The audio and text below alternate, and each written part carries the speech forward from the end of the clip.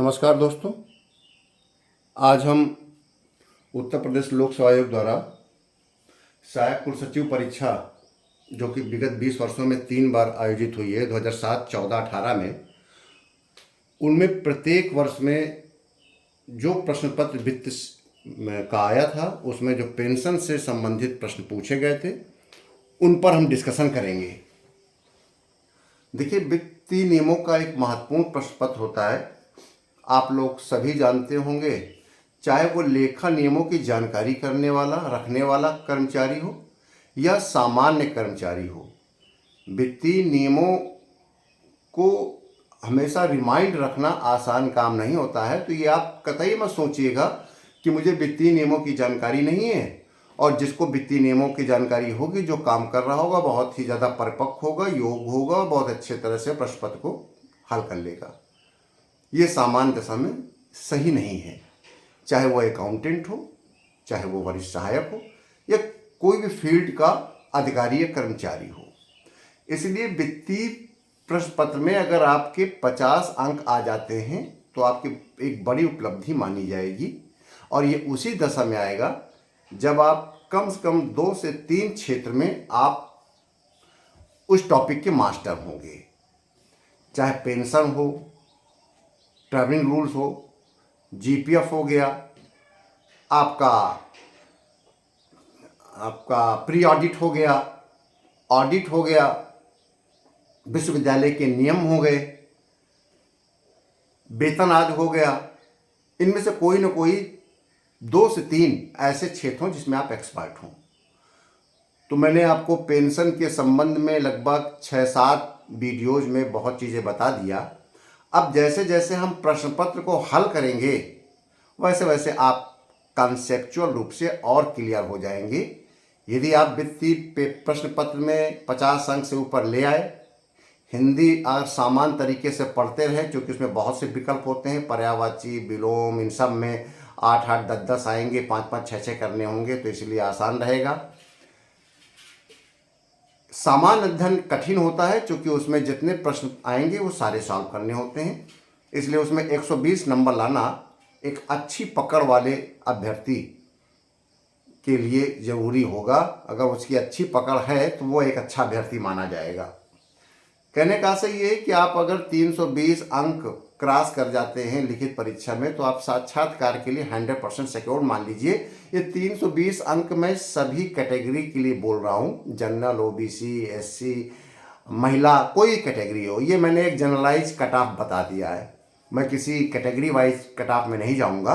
320 का मैं cut off बता रहा हूँ आपको।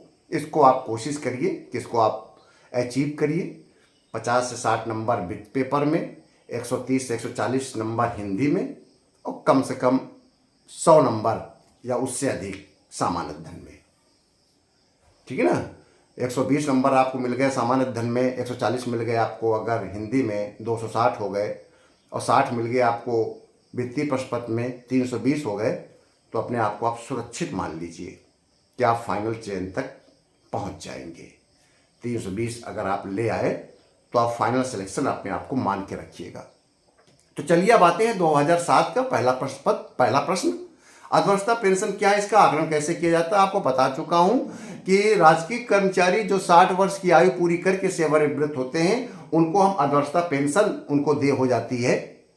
और 60 वर्ष कब पूरा होता है उसमें थोड़ा सा मैं टेक्निकलिटी बता दूं। अगर किसी व्यक्ति का जन्म 1 तारीख को है तो वो पिछले माह के लास्ट दिन रिटायर हो जाएगा।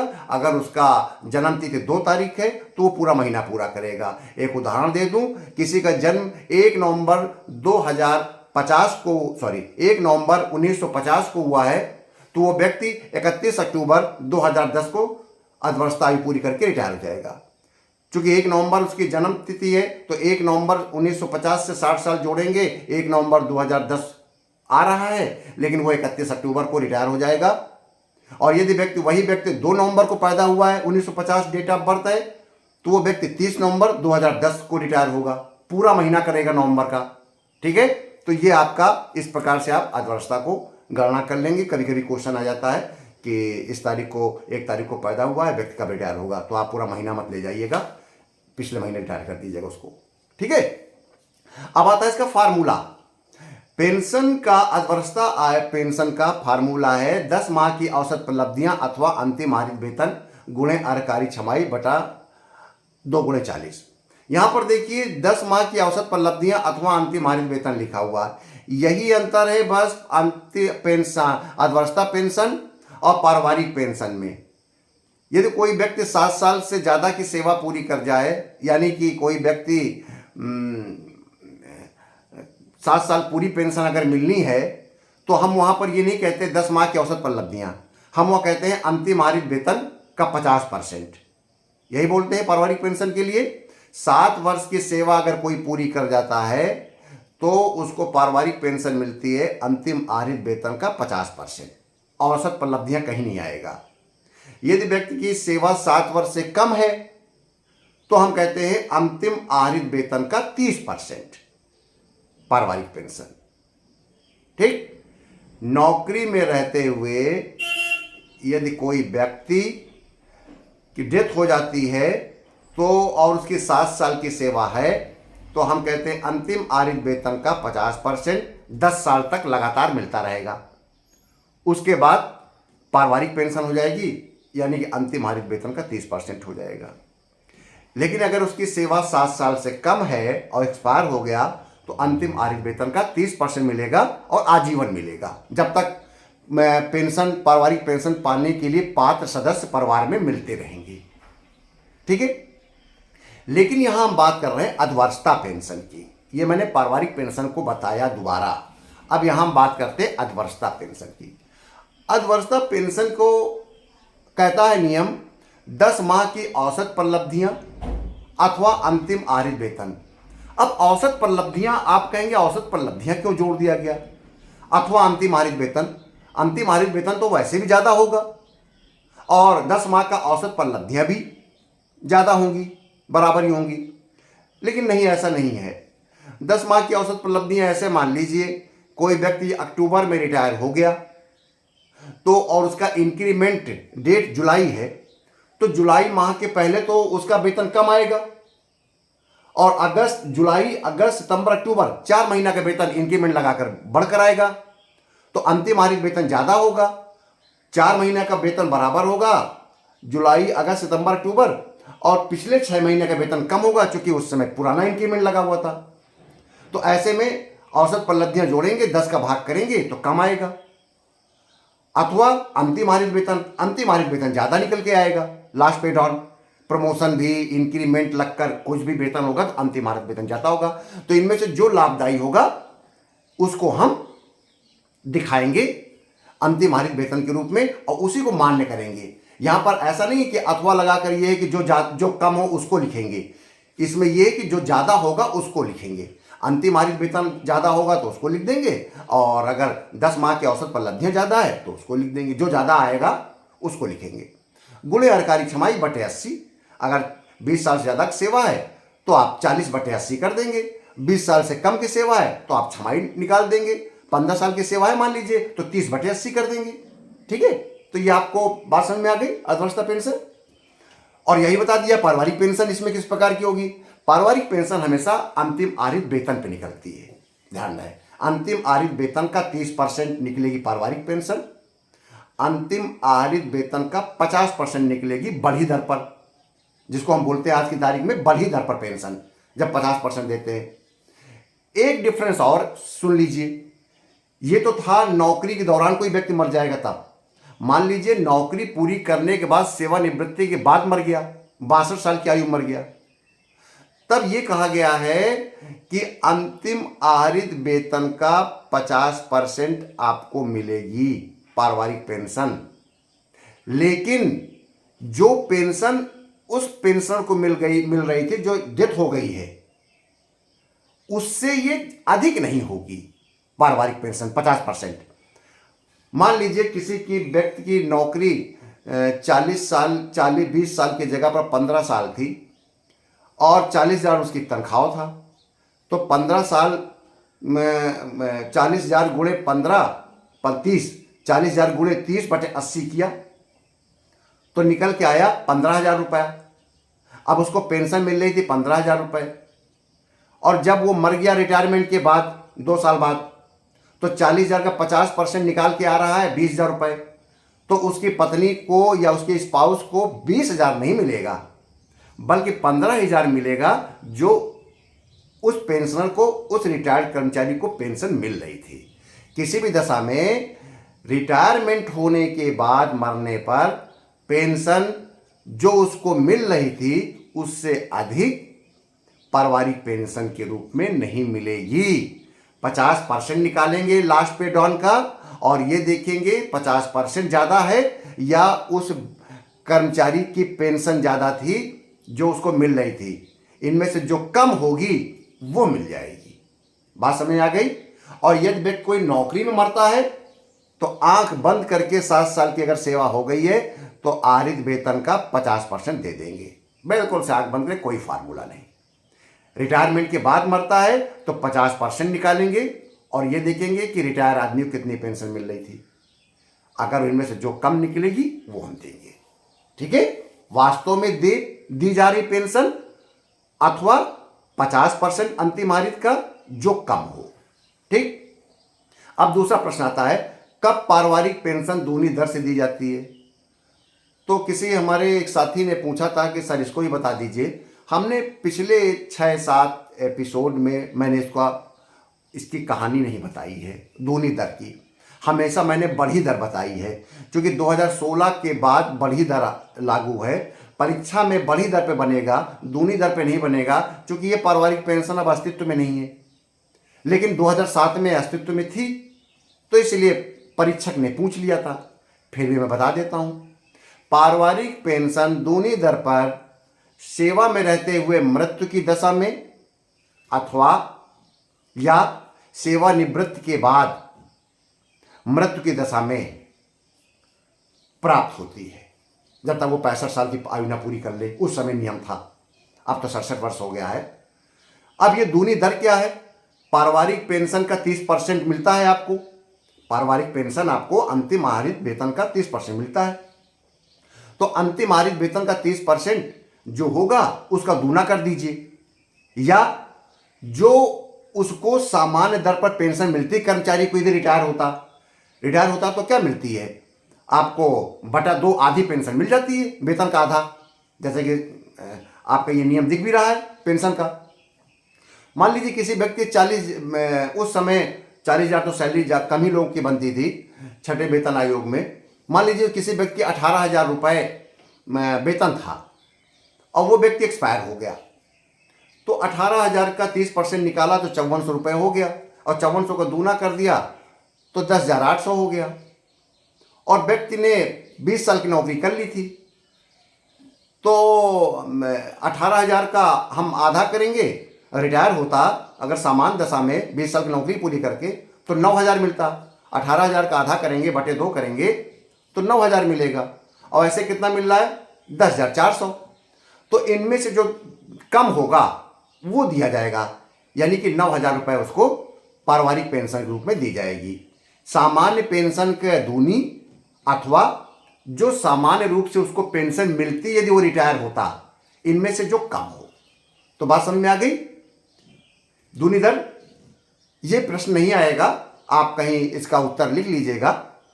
मैंने इसका उत्तर देखिए लिख भी दिया है, यही उतार लीजिएगा। सरकारी सेवक या पेंशनर की मृत्यु की दशा में अधिकतम 10 वर्ष की सीमा तक सामान्य पेंशन से दुगनी दर, यानी कि आपको मैं निकाल दिया 18,000 रुपये, 14,000 रुपये आपका वेतन है, तो 14 से 42, 30% अगर निकला 4200 है तो 8400 मिल गया, और वही 14,000 रुपये आपकी अंतिम वेतन निकल के आता, तो उसका निकालते तो 7,000 आता, आधा कर देंगे तो आपको 7,000 ही मिलेगा, क्योंकि 7,000 रुपये सामान्य पेंशन है, अथवा सामान्य दशा में अनमन पेंशन धनराशि से अधिक नहीं तक पारिवारिक पेंशन मिलेगी। ठीक है।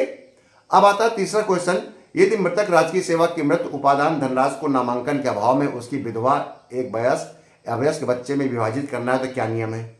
आपको बता चुका हूं कि गृहस्थी के लिए भी परिवार की 2 श्रेणियां हैं। जब पहली श्रेणी में परिवार का कोई सदस्य नहीं मिलता है तो दूसरी श्रेणी में जाते हैं। परिवार की पहली श्रेणी में क्या है, आप नोट भी कर लीजिएगा, दोबारा नोट कर लीजिएगा। 4 बार मैं अगर बोलूँ तो 4 बार नोट करिए, कलम और कॉपी साथ में रखिएगा। उतना ही आप परिपक्व हो जाएंगे, गलतियां नहीं करेंगे, आपकी सफलता निश्चित हो जाएगी। एक मृतक राजकीय सेवक के मृत्यु उपादान धनराशि के नामांकन के बारे में मैंने बताया। पहली श्रेणी का परिवार में क्या आता है? स्पाउस। स्पाउस का मतलब जीवन साथी। पति नौकरी कर रहा होगा तो पत्नी होगी, पत्नी नौकरी करेगी तो पति होगा। एक ही व्यक्ति जीवित होगा मरने पर। हो सकता है दोनों ही मर चुके हों, एक पहले ही मर गया हो, तो कोई बात नहीं, परिवार श्रेणी में आ जाते हैं। स्पाउस हो गए, पति या पत्नी में से कोई हो गया, उनके बेटे हो गए। बेटे चाहे विवाहित हो चाहे अविवाहित हो, चाहे नौकरी में हो चाहे बेरोजगार हो, कैसा भी हो, बेटा हो। तीसरा, बेटियां। बेटियां कैसी हो? अविवाहित हो। विवाहित बेटे नहीं लेंगे पहली श्रेणी में। तो 3 व्यक्ति आ गए, स्पाउस हो गया, बेटे हो गए, बेटे कैसा भी हो। तीसरा आया बेटियां। बेटियां कैसी हो? अविवाहित हो। ठीक है, इनके बीच हम बराबर बराबर बांटते हैं यदि नामांकन करके व्यक्ति नहीं गया है तो। और इनमें से जो अवयस्क बच्चा होगा, अवयस्क बच्चे का शेयर विधवा को मिल जाएगा या विधुर को मिल जाएगा, जो भी हो। ठीक है, क्योंकि हम मां बाप में से जो भी जीवित है उसको हम विधिक संरक्षक मान लेते हैं अवयस्क बच्चों का। उसके लिए कोर्ट से, न्यायालय से हमको कोई साक्ष्य लाने की जरूरत नहीं पड़ेगी। तो तीनों के मध्य बराबर बराबर बटेगा और अवयस्क बच्चे का शेयर मां को जाएगा, विधवा मां को जाएगा, या विधवा या विधुर पिता को जाएगा, जो भी सिचुएशन बन रही हो प्रश्न में। ठीक है, यहां विधवा है तो यहां विधवा को जाएगा। बात समझ में आ गई आपको? तीसरा प्रश्न है, एक व्यक्ति को पेंशन 8,000 प्रतिमाह निर्धारित है। इसमें से राशिकरण की धनराशि 2,000 प्रतिमाह है। पेंशन की दर, पेंशन राहत की दर 30% है। वह प्रत्येक माह कुल कितनी धनराशि प्राप्त करेगा? देखिए, आपको बताया है कि जो पेंशन होता है, मूल पेंशन होती है, ये मूल पेंशन 8,000 बनी है। इसमें से उसने 2,000 रुपया कम्यूट कर दिया, बेच दिया, अपनी राशिकरण करा लिया 2,000 धनराशि का। तो ये घटकर पेंशन मिलेगी हर महीने। तो 8,000 में से 2,000 घटा दीजिए, आ गया 6,000 रुपये। ये दे पेंशन है 15 साल तक। 15 साल के बाद 2,000 रिस्टोर हो जाएगी। ठीक है, 15 साल तक उसको 6,000 ही मिलेगी।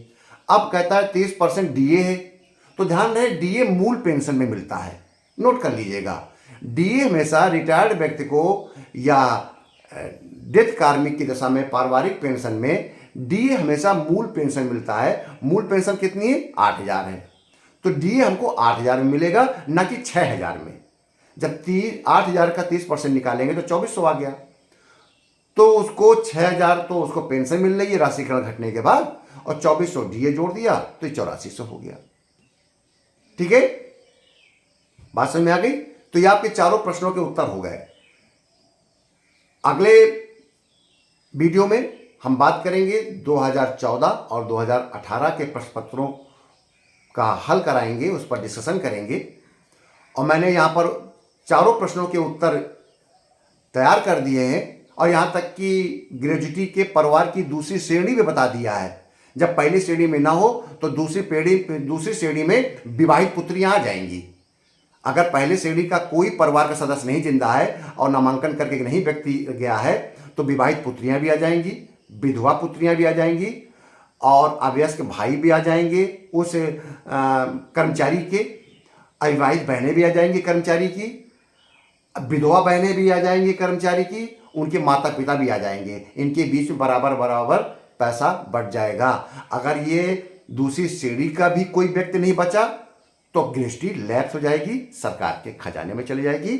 अगले वीडियो का आप इंतजार कीजिए, और वीडियो को अपने सभी साथियों, कर्मचारियों, डिपार्टमेंटल एग्जाम की तैयारी करने वाले, असिस्टेंट रजिस्ट्रार की तैयारी करने वाले, जितने भी हमारे राजकीय कर्मचारी हैं, शिक्षक, शिक्षणेतर कर्मचारी और साथीगण हैं, उनके बीच में इसको अधिक से अधिक शेयर करिए। ये एक निःशुल्क प्लेटफॉर्म है। आपके जो वित्तीय नियम है उत्तर प्रदेश सरकार के, उनको अधिक से अधिक लोगों के बीच में बांटने, शेयर करने का एक ये अपना एक मिशन है। उसके साथ जुड़े रहिए। बहुत बहुत धन्यवाद।